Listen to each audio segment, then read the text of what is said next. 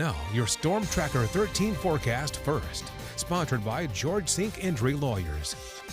Good afternoon and happy Tuesday. The weather is still nice and calm here in the Carolinas, but we do have rounds of severe weather moving through parts of the Midwest and the Ohio Valley once again. They were the target of severe weather yesterday, and now they're dealing with round 2.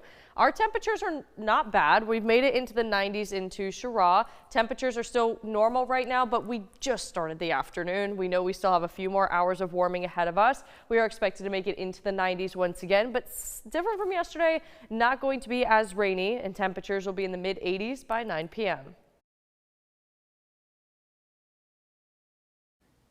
Thank you for joining us for local coverage you can count on. I'm Jevin McCoskey. We have breaking news coming into us at this hour. The Pawleys Island Community Church, at the center of a controversy involving a registered sex offender, is closing its school. In a statement issued on the church's website, they cite the ongoing investigation and licensing issues for the decision to close. The church is facing multiple class action lawsuits regarding a registered sex offender, Warren Perry, who was allowed to work around children. 3 church employees, including the pastor and his wife, are facing charges in connection with the investigation. This is a developing story, and we will have much more later this afternoon.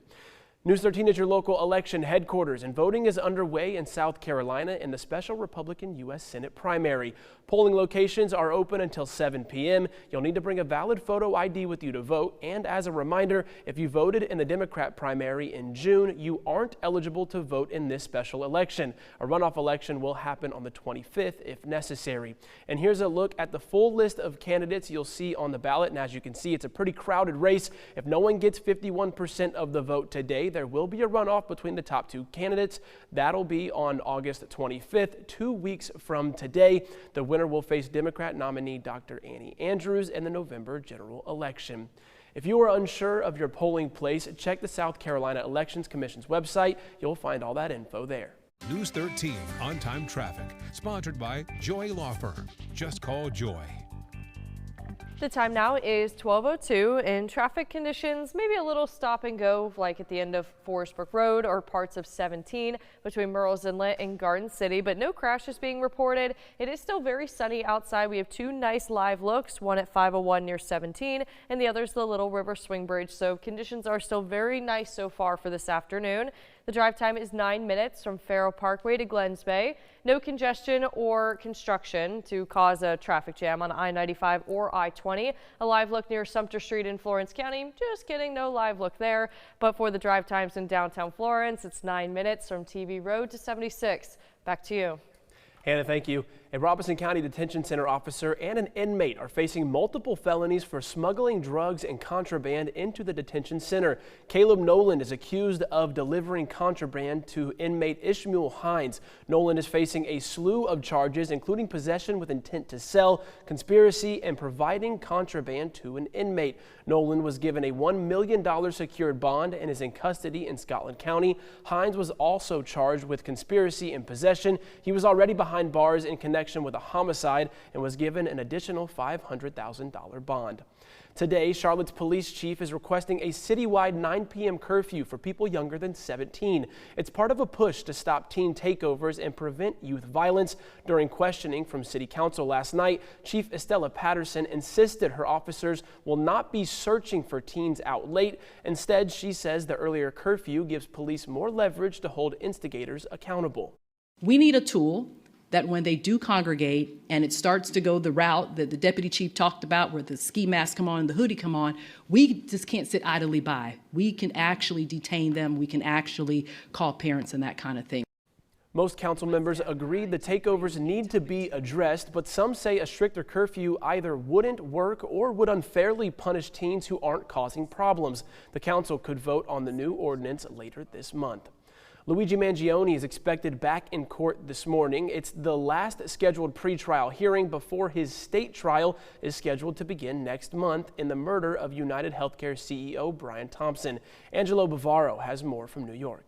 This morning, a media firestorm is brewing before the Luigi Mangione murder trial even begins. His lawyers are raising concerns about what they call partial exclusion of the press, arguing limiting media access could threaten Mangione's constitutional right to a public trial. Mangione's team says the state's media access plan does not provide an overflow courtroom, limits jury selection coverage, and allows only 68 journalists to receive general access to the trial proceedings. Prosecutors pushing back and say they had no role in developing the Office of the Court Administration's media access plan and will have no role in selecting which news reporters attend the trial. Since his last appearance in state court, Mangione's team withdrew plans in a sudden reversal to assert a psychiatric defense, claiming he was under extreme emotional disturbance during the shooting. If accepted by a jury, that could have reduced a murder conviction to manslaughter. Luigi Mangione is facing state and federal charges accused of shooting and killing United Healthcare CEO Brian Thompson on a Midtown sidewalk in December 2024. The 28-year-old has pleaded not guilty to all charges. As for evidence, prosecutors point to a 3D printed pistol linked to Mangione and a notebook with incriminating entries, including described vengeance for what Mangione perceives as, quote, the greed-fueled health insurance cartel. The State Department is taking unprecedented action to get foreign nationals who commit crimes out of the country. The department has officially revoked a record-setting 175,000 visas from foreigners. A large percentage of those visas were revoked from sexual assault, child abuse, and fraud cases. The White House says the State Department will now focus on birth tourism industry that they say is run by foreign crime syndicates. New reports say President Trump used a secret military flight to leave Turkey after last month's NATO summit amid an Iranian threat. News Nation's Trevor Shirley has more from Washington.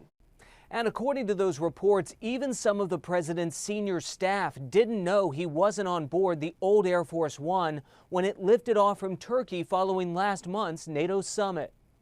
The Washington Post reports the security situation was so concerning given the ongoing war with Iran, officials decided to have President Donald Trump leave Turkey last month aboard a nondescript, smaller military jet, frequently used by cabinet members and VIPs, instead of the old Air Force One the president was seen boarding. Media was told at the time the president was using the old Air Force One because his new Air Force One, gifted by the Qatari government, was flown ahead so troops in the UK could see it. The Post reports after the president boarded the old Air Force One, he secretly switched planes using a catering truck parked on the opposite side of Air Force One, out of view of media cameras. The president was then seen getting off the old Air Force One when it arrived at a military base in the UK hours later.